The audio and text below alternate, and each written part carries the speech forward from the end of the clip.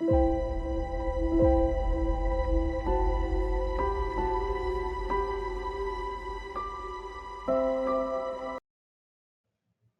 सभी दोस्तों को। आज के इस वीडियो में हम थ्योरी ऑफ कंप्यूटेशन, जिसे हिंदी में गणना का सिद्धांत भी कहा जाता है, इसके कुछ सिद्धांतों को जानने का प्रयास करेंगे और कुछ क्वेश्चंस को सॉल्व करेंगे। तो सबसे पहले तो हम ये देख लेते हैं कि टीओसी को पढ़ने का गोल क्या है। तो जैसा कि आप देख ही सकते हैं, यहाँ पे 5 पिलर्स लिखे गए हैं, जिसको अगर हम टीओसी को पढ़ेंगे तो हम इन चीज़ों को आसानी से समझ पाएंगे। जिसमें पहला है फॉर्मलाइजिंग कंप्यूटेशन, दूसरा है डिसाइडेबिलिटी एंड अनडिसाइडेबिलिटी, तीसरा है ऑटोमेटा थ्योरी, जिसके अंदर अलग अलग प्रकार के ऑटोमेटा आते हैं, जैसे finite automata, push down automata और भी कई और। चौथा है फॉर्मल लैंग्वेज की थ्योरी और पांचवा है कंप्यूटेशनल मॉडल्स और उसके कुछ पैराडाइम्स। तो अब सबसे पहले तो हम ये जान लेते हैं कि ग्रामर क्या होता है। तो ग्रामर किसी भी एक सेंटेंस को बनाने का एक सिद्धांत होता है, जिसकी मदद से हम सेंटेंस का फॉर्मेशन कर सकते हैं। अब ग्रामर के भी कुछ रूल्स होते हैं, जिनकी मदद से हम ये डिसाइड करते हैं कि वो कौन सा सिंटेक्स को फॉलो करेगा और वो सेंटेंस किस प्रकार से बनाया जाएगा। तो यहाँ पे आप स्क्रीन पे देख ही सकते हैं कि कुछ सेंटेंसेस लिखे गए हैं, कुछ प्रोडक्शन रूल्स लिखे गए हैं, जिनको फॉलो करके हमें आगे आने वाले क्वेश्चन को सॉल्व करना पड़ेगा। फॉर एग्जाम्पल, जैसे कि हम कुछ देख लें, a sentence is made up of a noun phrase followed by verb phrase. ये एक रूल है। एक रूल ये है कि एन आर्टिकल इज अ और an article is the, an adjective is large और एन एडजेक्टिव इज हंग्री। तो इन नियमों का हमें उपयोग करना है और आगे आने वाले सेंटेंसेस को फॉर्म कुछ इस प्रकार से करना है कि वो इन्हीं रूल्स पे बेस्ड हो। अब हमारे सामने सबसे पहले क्वेश्चन पहला आता है, जिसमें हमें ग्रामर दी गई है और कुछ टर्मिनल्स और सेट ऑफ नॉन टर्मिनल्स प्रदान किए गए हैं। इन टर्मिनल्स और सेट ऑफ नॉन टर्मिनल्स का यूज करके हमें सेंटेंस का फॉर्मेशन करना है। तो एक सेट ऑफ टर्मिनल्स टी है, जिसके अंदर हमें the, sleepy, happy, tortoise, hare, passes, run, quickly और स्लोली नामक कुछ एलिमेंट्स दिए गए हैं। उसी प्रकार से एक सेट ऑफ नॉन टर्मिनल्स भी मौजूद है, जिसके अंदर हमें noun phrase, transitive verb phrase, intransitive verb phrase, article, adjective, noun, verb, adverb जैसी कई चीजें दी गई है। अब इनके साथ साथ हमें एक प्रोडक्शन रूल भी प्रदान किया गया है। इन तीनों की मदद से हमें सेंटेंस का फॉर्मेशन करना है। तो सेंटेंस नाउन फ्रेज होना चाहिए, ट्रांजिटिव वर्ब फ्रेज होना चाहिए, एक सेंटेंस इंट्रांजिटिव वर्ब फ्रेज भी हो सकता है, और एक ट्रांजिटिव वर्ब फ्रेज एक ट्रांजिटिव वर्ब भी हो सकता है। ये कुछ नियम है। इसी प्रकार से कुछ अन्य नियम ये भी है कि एक आर्टिकल द कहलाता है, एक एडजेक्टिव है जो कि विशेषता है, बताता है किसी भी चीज की, वो स्लीपी हो गया। उसी प्रकार से एक एडजेक्टिव हैप्पी हो गया। एक नाउन है जो कि हमने टॉर्टोइज को माना है, और एक नाउन हेयर को माना है। ये कुछ प्रोडक्शन रूल्स है जिसका हम यूज करके सेंटेंस का फॉर्मेशन करेंगे। यहाँ पे आप देख ही सकते हैं, हमें एक क्वेश्चन मिल गया है कि use the set of productions to show that each of the sentences sentences, जिसमें 4 हमें अलग अलग प्रकार के सेंटेंस प्रदान किए गए हैं। पहला है द हैप्पी हेयर रन्स, दूसरा है the sleepy tortoise runs quickly, तीसरा है the tortoise passes the hare, चौथा है the sleepy hare passes the happy tortoise. तो ये इसका सॉल्यूशन है, जिसमें पहला है द हैप्पी हेयर रन्स। इसमें हमें सेंटेंस का फॉर्मेशन करना है उन नियमों का उपयोग करते हुए। जैसे कि सेंटेंस हो गया नाउन फ्रेज इंट्रांजिटिव फ्रेज, एक आर्टिकल एडजेक्टिव हो गया नाउन इंट्रांजिटिव वर्ब फ्रेज, और एक आर्टिकल एडजेक्टिव हो गया नाउन इंट्रांजिटिव वर्ब। और तीनों स्टेप का अगर हम फॉर्मेशन करेंगे, इन नियमों का उपयोग करेंगे, तो हमें आखिरी में द हैप्पी हेयर रन नामक एक सेंटेंस मिल जाएगा। उसी प्रकार से इसका बी पार्ट देखें, the sleepy tortoise runs quickly. इसमें भी हमें एक सेंटेंस दिया गया है, नाउन फ्रेज इंट्रांजिटिव, एक आर्टिकल एडजेक्टिव नाउन प्रदान किया गया है, और एक आर्टिकल एडजेक्टिव इंट्रांजिटिव वर्ब दिया गया है। अगर हम इन चारों स्टेप का सही से उपयोग करेंगे तो हमें ये सेंटेंस का फॉर्मेशन आसानी से कर सकेंगे। इसी के दो और क्वेश्चन थे, जिसमें सी था टोर्टोइज पासेस द हेयर और डी था the sleepy hare passes the happy tortoise. इन दोनों में भी हम सेम वही प्रोडक्शन रूल्स का उपयोग करेंगे और सेट ऑफ नॉन टर्मिनल और टर्मिनल्स का मदद करके सेंटेंस का फॉर्मेशन कर सकते हैं।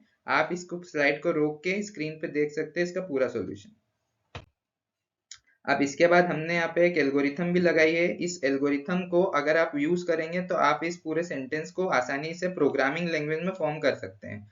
इस एल्गोरिथम में हमने रैंडम फंक्शन का उपयोग किया गया है, जो कि आपको हर एक प्रोग्रामिंग लैंग्वेज के हिसाब से अलग अलग लाइब्रेरी में इंपोर्ट करना पड़ेगा। और अगर आप इन गिवन 39 स्टेप्स को फॉलो करोगे तो आप इन सेंटेंसेस को इजीली फॉर्म कर सकते हो कोई सी भी प्रोग्रामिंग लैंग्वेज में।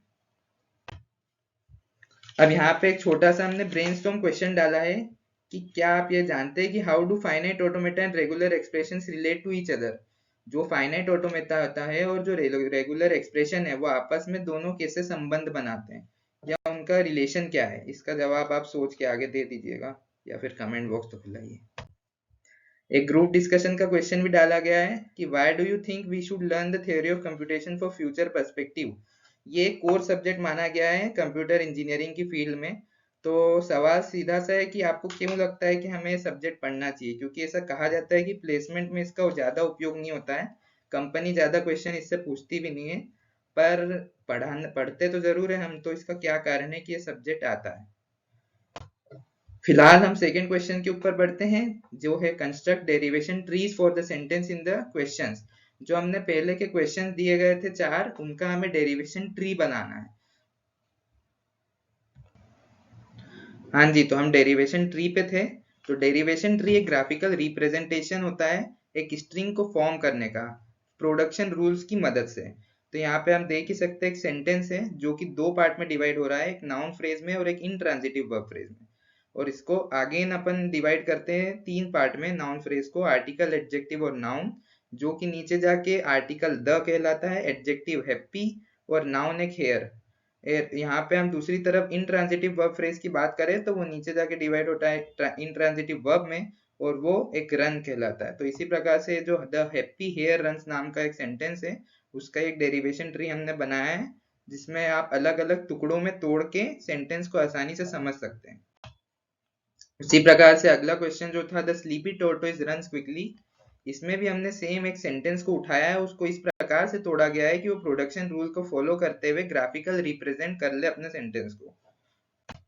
ये सी है the tortoise passes the hair, इसमें भी सेम वही चीज करी गई है, अलग अलग एडजेक्टिव, आर्टिकल और नाउन को डिवाइड कर दिया गया है ताकि चीजों को आसानी से समझा जा सके। अब हम थर्ड क्वेश्चन की ओर बढ़ते हैं, जो कि है construct a phase structure grammar that generates all signed decimal numbers consisting of a sign either plus or minus a non-negative integer and a decimal fraction that is either the empty string or a decimal point followed by a positive integer where initial zeros in an integer are allowed। इसमें हमें एक phase structure grammar बताना है कि हम इस given string को follow करते हुए उस जो ग्रामर है उसको फेज स्ट्रक्चर में कैसे कन्वर्ट करेंगे। तो उसके लिए हमें यहाँ पे कुछ प्रोडक्शन रूल्स दिए गए हैं, जैसे s tends to sign an integer, on the other hand s also tends to sign integer and positive integer, sign may be plus or sign may be minus, an integer may be digit, an integer may be integer or digit, and the given digits are 1 2 3 4 5 6 7 up to 0 on and the positive integer can also tends to integer or non-zero digit. A positive integer can also tends to non-zero digit and integer, and a non-zero digit may be either I equals to 1 to 0 up to 9. So here is the diagram for signed integer as well as signed decimal integer। यहाँ पे एक derivation tree का formation किया गया है जिसमें हमने signed integer को डिवाइड किया है अलग अलग भागों में, और आखिरी में हमें उन वैल्यूज को, डिजिट को फाउंड किया गया है। फॉर एग्जांपल अगर हम साइन डिजिट इंटीजर की बात की जाए तो उसे साइन और इंटीजर में डिवाइड किया गया है, इंटीजर को फर्दर डिजिट और इंटीजर में डिवाइड किया गया है, और इंटीजर को डिजिट इंटीजर के बाद डेसिमल वैल्यूज में कन्वर्ट कर दिया गया है। उसी प्रकार से साइन डेसिमल इंटीजर को भी अलग अलग भागों में बांटा गया है, जैसे sign integer, positive integer. Positive integer नीचे जाके नॉन जीरो डिजिट में कन्वर्ट हुआ है और वो नीचे जाके डेसिमल पार्ट में कन्वर्ट हो गया है। अब यहाँ पे हम इस पिक्चर में हम देख ही सकते हैं कि 2 अलग अलग विद्वानों की तस्वीरें जो लगाई गई है, जिसमें एक है बेकस नोर और एक है महर्षि पनिनी। बेकस नोर बेसिकली 2 अलग अलग साइंटिस्ट हैं जिन्होंने हमें कुछ नियमों का सिद्धांत बताया था, जिनकी मदद से हम ग्रामर का फॉर्मेशन या सिंटेक्स बताते थे, जो कि उन्होंने 1959 से 1960 के बीच में बताया था। लेकिन दूसरी तरफ हमारे साथ है महर्षि पनिनी, इन्होंने ये सिद्धांत 6th to 8th BC में ही प्रदान कर दिया था, जिसे इन दोनों ने आगे जाके और थोड़ा सा मॉडिफाई किया। अब इसी के 20 पार्ट में आ जाते हैं क्वेश्चन के, जिसमें हमें बेकस नॉर फॉर्म बनाना है गिवन ग्रामर का। हमें कुछ ग्रामर प्रदान की गई है, उस ग्रामर का यूज करके हमें सिंटेक्स को फॉलो करते हुए ग्रामर का फॉर्मेशन करना है। तो आप देख सकते हैं यहाँ पे एक साइन डेसिमल नंबर है जो 10 करवा रहा है साइन को या इंटीजर को, और साइन इंटीजर एक पॉजिटिव इंटीजर में कन्वर्ट हो रहा है। साइन या तो प्लस या माइनस हो सकता है, इंटीजर या तो डिजिट में कन्वर्ट हो सकता है या इंटीजर डिजिट में कन्वर्ट हो सकता है। डिजिट की वैल्यू आप देख ही सकते हैं 0 से लगाकर 9 तक मौजूद है। नॉन जीरो डिजिट की वैल्यू 1 से लगाकर 9 तक दी गई है, और नॉन जीरो इंटीजर इंटीजर की वैल्यू नॉन जीरो डिजिट में कन्वर्ट हो सकती है। अब हम क्वेश्चन 4 की ओर बढ़ते हैं। इसमें हमें गिवन प्रोडक्शन रूल्स दिए गए हैं एक बेकस नॉर्मल फॉर्म के, and which are as follows. जो पहला है वो है वन और मोर लोअर केस लेटर्स। ये एक सेंटेंस है, इसे हमें बेकस नॉर फॉर्म में कन्वर्ट करना है गिवन सेंटेंस को फॉलो करते हुए। For example, identifier converts into LC letter and LC identifier is then further divided into LC letter which is A, B, C up to Z। अब इसी का second question है at least 3 but not know more than 6 lower case letters. अब इसका formation करने के लिए भी हमें कुछ सिंटेक्स प्रदान कर दिया गया है बेकस नॉट फॉर्म का। इसकी मदद से आप इस क्वेश्चन को आसानी से सॉल्व कर सकते हैं। इसी के दो और पार्ट भी हैं। सी है 1 to 6 अपर केस और lower case letters between beginning with an upper case letter. उसका भी हमने यहाँ पे से प्रोडक्शन रूल प्रदान कर दिया गया है, जिसकी मदद से आप इस क्वेश्चन को आसानी से सॉल्व कर सकेंगे। और इसी का एक डी पार्ट भी है, a lower case letter followed by a digit और एन अंडरस्कोर फॉलोड बाय 3 और 4 अल्फा न्यूमेरिक कैरेक्टर्स। तो आप देख सकते हैं यहाँ पे आइडेंटिफायर कन्वर्ट हो रहा है एलसी लेटर और डिजिट में एक अल्फा न्यूमेरिक वैल्यू में, और आगे जाके एक लेटर कन्वर्ट हो रहा है एलसी लेटर और यूसी लेटर में। और एलसी लेटर आपको दिख ही सकता है कि A B C up to Z तक जा रहा है which is in small case, और UC letter is in upper case जो कि है A B C up to Z, और डिजिट 0 to 9 दिया गया है। अब हम इसी के फिफ्थ क्वेश्चन की ओर बढ़ते हैं, जो कि बोल रहा है कि give production rules in Backus Naur form that generates all identifiers in the C programming language. हमें प्रोडक्शन रूल बताना है बेकस नॉर फॉर्म के जो जनरेट करता है सभी आइडेंटिफायर्स को जो कि सी प्रोग्रामिंग लैंग्वेज में मौजूद है। in it can identify starts with a letter or an underscore। जो आइडेंटिफायर होना चाहिए वो या तो एक लेटर या तो फिर एक अंडरस्कोर से स्टार्ट होना चाहिए।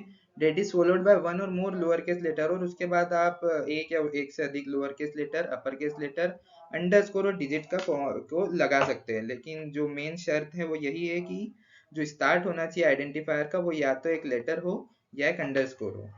तो आइडेंटिफायर को हम चेंज कर सकते हैं लेटर और आइडेंटिफायर सिंबल में, जो कि आगे जाके सिंबल चेंज हो जाएगा या तो लेटर या फिर डिजिट में। एक लेटर कन्वर्ट हो जाएगा एलसी लेटर और यूसी लेटर में, और लोअर केस लेटर तो आपको पता ही है ए से लेके जेड तक इन लोअर केस, और अपर केस लेटर वही सेम चीज जो हम पढ़ते आ रहे हैं, सिर्फ उसी को फॉलो करते हुए चीजों को आसानी से हल करना है। इसी प्रकार से अगला क्वेश्चन भी यही है कि give production rule in extended Backus Naur form that generate all decimal numerical consists of an optional sign, a non-digit integer, and a decimal fraction that is either the empty string or a decimal point followed by an optional positive integer optionally preceded by some number of zeros। तो हमें यहाँ पर भी एक production rule देना है extended normal form का, जो कि जनरेट करता है सभी decimal numericals consisting of an optional sign, एक ऑप्शनल साइन के साथ। तो जो न्यूमरल है वो टेंड करता है साइन को आइदर नॉन डिजिट डिजिट और डेसिमल में, एंड साइन या तो जीरो में। और साइन यहाँ पे प्लस और माइनस दोनों लिया जा सकता है। नॉन जीरो डिजिट हम 1 से अगर 9 तक लिए जा सकते हैं। एक डिजिट या तो जीरो हो सकता है या नॉन जीरो डिजिट हो सकता है। और इन्हीं नियमों का फॉलो करके हम एक प्रोडक्शन रूल दे चुके हैं जो कि इस पर्टिकुलर क्वेश्चन को सॉल्व करने के लिए यूज में लिया जा सकता है। अगले क्वेश्चन में भी हमें प्रोडक्शन रूल देना है एक्सटेंडेड बेकस नॉर फॉर्म के सी प्रोग्रामिंग की लैंग्वेज के आइडेंटिफायर को फाइंड आउट करने के लिए। तो हमने नीचे कुछ प्रोडक्शन रूल दे दिए गए हैं, इनका अगर आप यूज करेंगे तो आप सी लैंग्वेज के सारे आइडेंटिफायर्स को आसानी से बता सकेंगे या निकाल सकेंगे। अब अगला क्वेश्चन है, for each of this strings determine whether it is generated by the grammar given for postfix notation. If it is, find the steps used to generate the string। तो इसमें हमें कुछ स्ट्रिंग दी गई है जिसको हमें पोस्टफिक्स नोटेशन में convert करके बताना है और ये चेक करना है कि क्या वो जनरेट हो पा रही है या नहीं हो पा रही है, और अगर हो रही है तो उसके स्टेप्स को लिखना है। तो पोस्टफिक्स नोटेशन एक सिंपल सफिक्स नोटेशन होता है जिसमें हम किसी भी एक सिंटेक्स ट्री को लीनियरली एक्सप्रेस कर सकते हैं और इसमें पैरेंथेसिस का उपयोग नहीं होता है।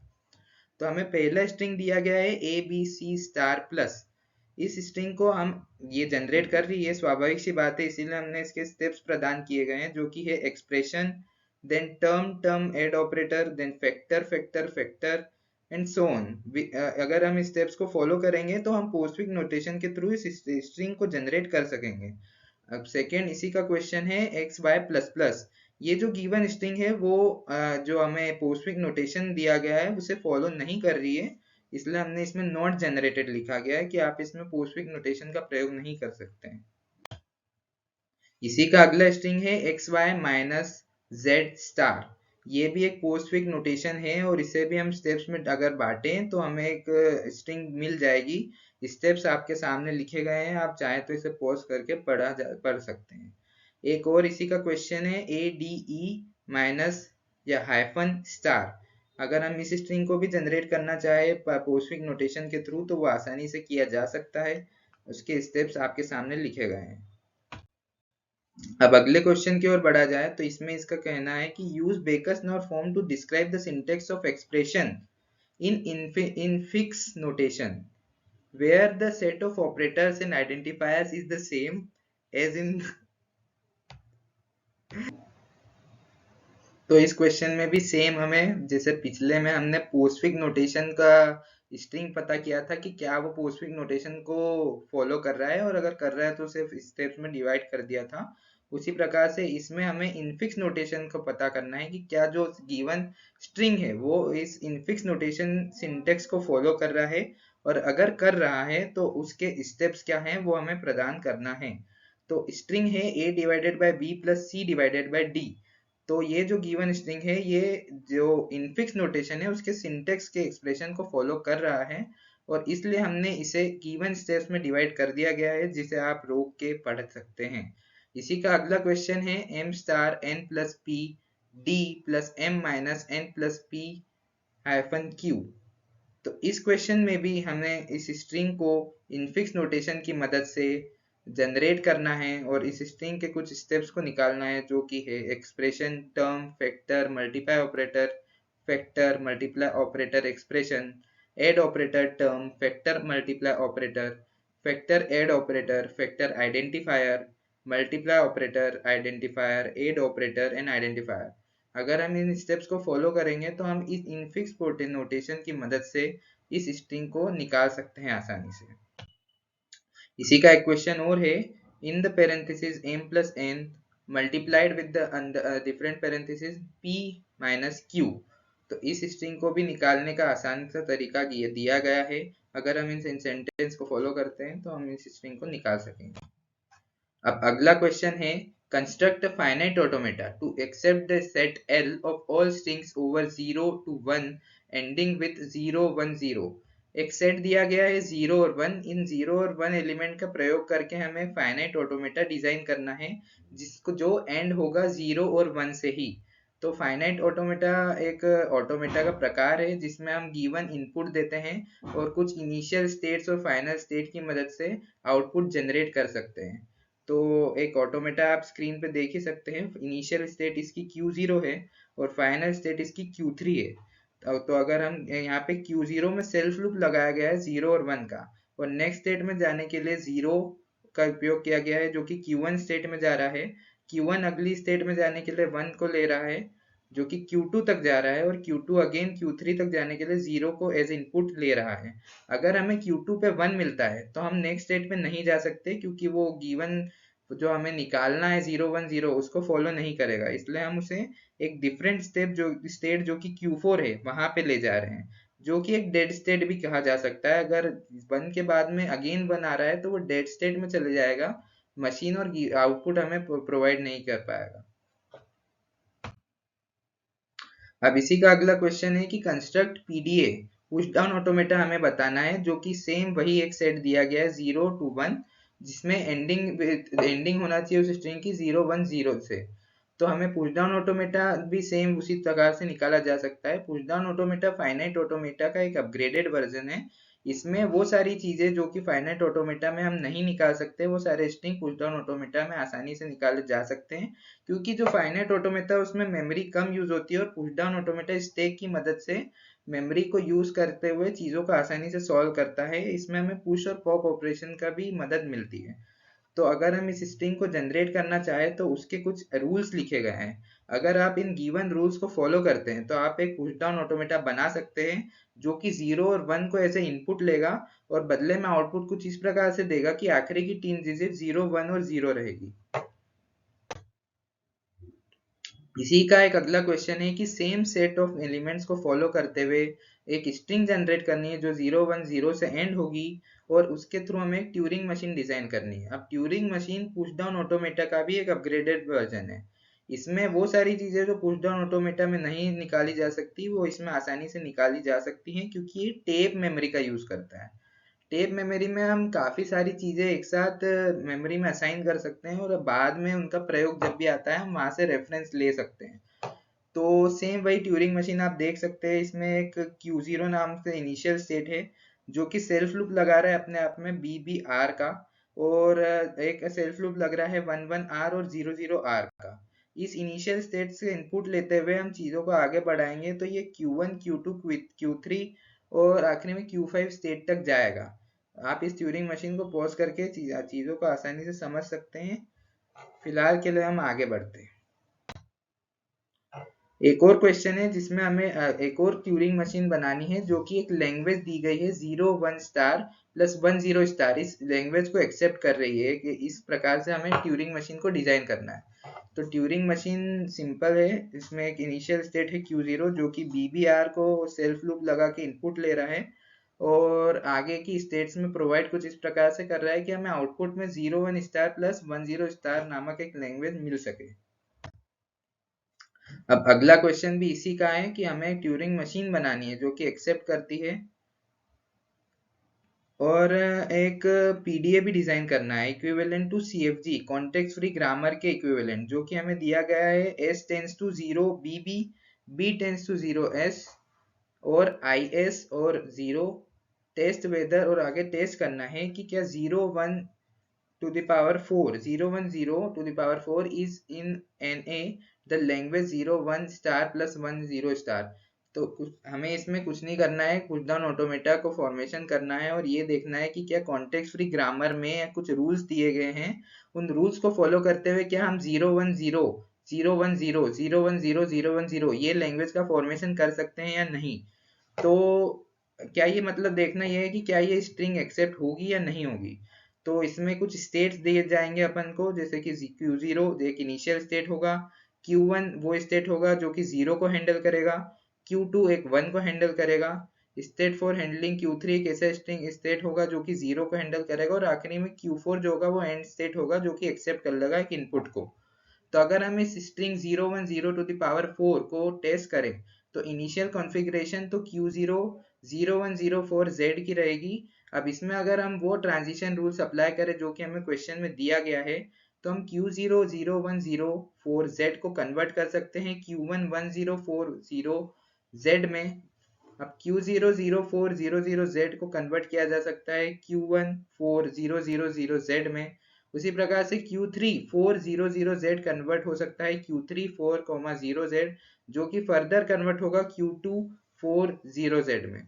तो इसी प्रकार से जब हम इन नियमों का इस पर्टिकुलर स्ट्रिंग के कॉन्फ़िगरेशन में डालेंगे तो हमें आखिरी में ये पता चलेगा कि जो गिवन स्ट्रिंग क्वेश्चन में दी गई है 0 1 0 वो आसानी से एक्सेप्ट हो जाएगी, और हमें पुश डाउन ऑटोमेटा इसकी मदद से बना सकेंगे।